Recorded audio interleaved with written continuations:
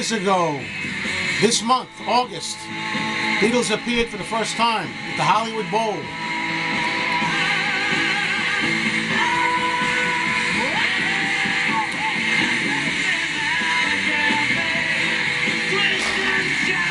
It was August 1964.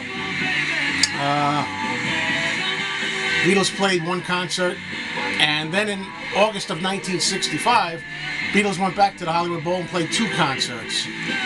Now, what a lot of people don't know is that the concerts were in 1964 and 65 were actually recorded at the time.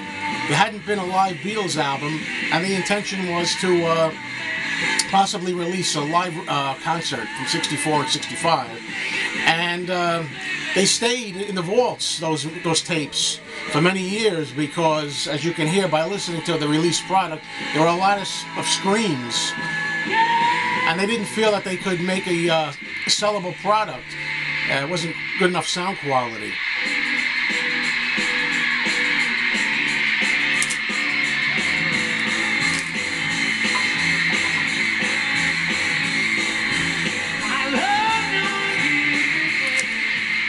So anyway, George Martin had the intention of doing that, and he found out that because the recordings were so obscure, the singing and the performances completely covered in walls and walls of screams, they couldn't really put anything out. So that was nixed, the whole idea, until 1977, when this album finally was released by Capitol Records. George Martin was called in to try to do something with the tapes of the concerts and try to make one album out of it. And in 1977, what happened was George Martin tried to find a 3-track tape machine because the tapes of the Beatles were recorded on 3-track, and they couldn't get anything to play them back. Finally, Martin found a machine that would accommodate the tapes. Only problem was, when they tried to transfer the tapes to make a disc out of it, the machine kept overheating. So because the machine kept overheating, I think Jeff Emmerich, along with George Martin, were working on getting this album out. They were able to put some cold air, I believe from a vacuum or some kind of reverse air on the machine to keep it cool enough to make the transfer. And even then, George Martin didn't know if he could do anything with this because the screams were predominant. Just one long wall of screaming from the beginning of the concerts to the end. But as I hope you may be hearing in the background, the final product was in 1977 was able to work. So what they did was put one album out of a combination of different songs taken from the August 23rd concert. It was August 23rd, 1964, and August 29th of 65. Now, I'm pretty sure that if I understand right, if my memory's right, the two shows in 65 might have been the 29th and 30th. I don't know offhand if they're the 28th and 29th now, or 29th and 30th. I think they're the 29th and 30th. I'm looking, folks. Yes, 29th and 30th of 65. Even though the ticket here says the 29th, the 23rd from 64, August 29th from 65. Even though the ticket here on the cover says the 29th.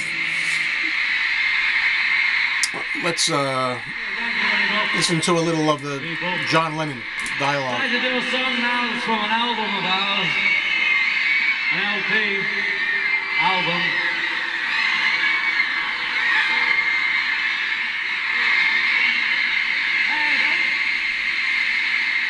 You need earplugs for the screaming. I'd like to do a song called Dizzy Miss Lizzie. Anyway, I want to hear the performance. It's hard to concentrate on both. Anyway, the show from August 29th, even though the ticket says it, 2965, wasn't really usable here. Most of the stuff wasn't usable. I think if I just check the back here for a minute, I should be better prepared. As usual, I'm not. I don't see any of the songs listed here from August 29th. even though the tickets say. As apparently, from what I remember, the August 29th, 1965 shows were not usable at all. So even though the ticket says the 29th, this performance that we're listening to of Dizzy Miss Lizzy was actually from August 30th. It's not on the ticket. All right, well, it's a nice package they put together. I like the cover, back cover. There's a nice essay here by George Martin saying how his daughter said to him, "Daddy, you used to record the Beatles. Were they as great as the Bay City Rollers?" Just goes to show you. Today you might say, "Oh, were the Beatles as great as One Direction? Were the Beatles as great as NSYNC? Were the Beatles as great as Kanye West? Were the Beatles as great as Backstreet Boys?" They all get forgotten, folks. So the Bay City Rollers, I don't know how many of you out there remember that. Well, that'll be Kanye West and the rest of them today in another 50 years. Yes, I gloat. So I know I'm not really, I'm just kind of, give me a break, will you? I haven't had any caffeine or stimulant yet today to really get it together. The packaging's nice. Inside, when you open it up, you had this insert.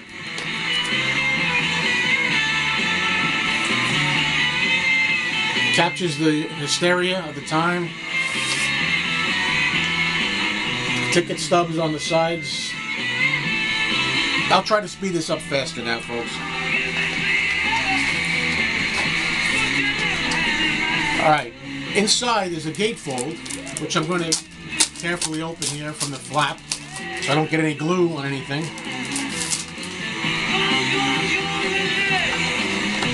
Really nice presentation. The Beatles on stage.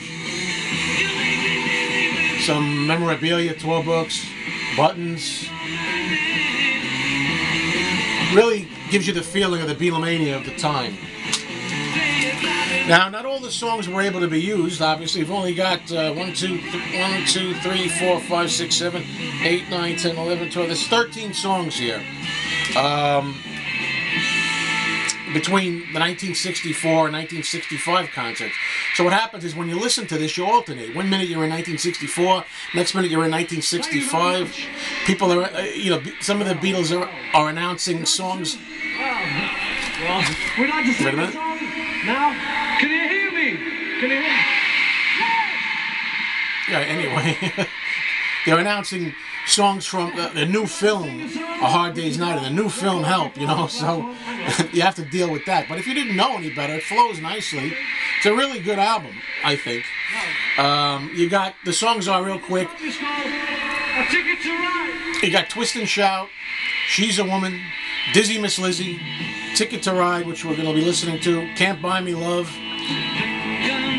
Things We Said Today, Roll Over Beethoven, Side 2, Boys, A Hard Day's Night, Help, All My Loving, She Loves You, and a rousing closing version of Long Tall Sally. I love this album. I mean, this is a really great job. Now, I'm not somebody who really loves live albums generally. I'm not a fan of live albums. There are good ones and there are weaker ones. This is a good one, very good one. But I've always preferred studio albums, and the Beatles, a lot of times, they weren't able to play their best because they were drowned out by screams. However, I think they really show that they're really good here. Even amidst the screams and not being able to hear themselves, not having any fold-back speakers so they could hear themselves, they do a good job, considering. A lot of times, during these years, especially when we got into like 65, 66, Beatles just phoned it in live, They just went through the motions, speeded up the songs, just mumbled and laughed through them, because they figured people weren't listening anyway. But this is really a piece of history that I'm glad was preserved here. And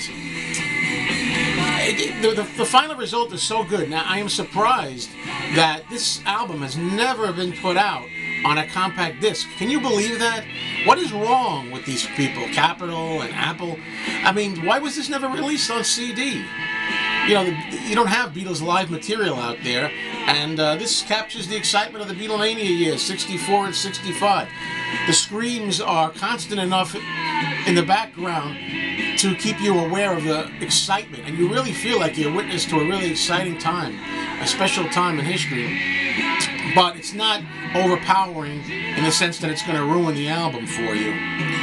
So this is really a good job that George Martin did on this, getting these finally ready. I guess with the modern technology they had in 1977, modern for those days, was able to get something good out of the material that they had.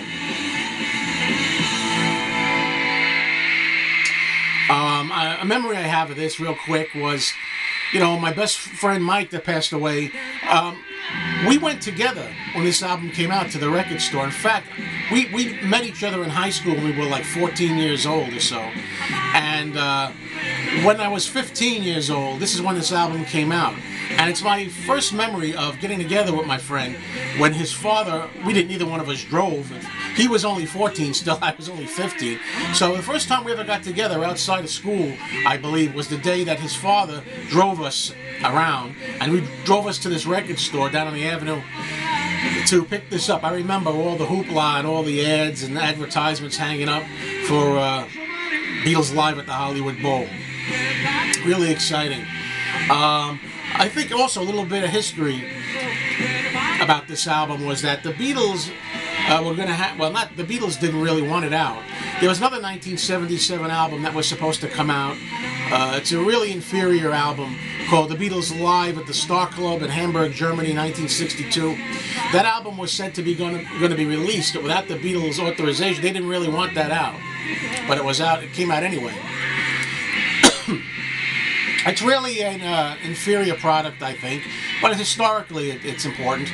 And when Capitol found out that this was album Live at the Star Club in Germany was going to come out, they felt they had to have their own album. That's how I understand it, if I got that right. And I'm sure people will correct me if I've got it wrong.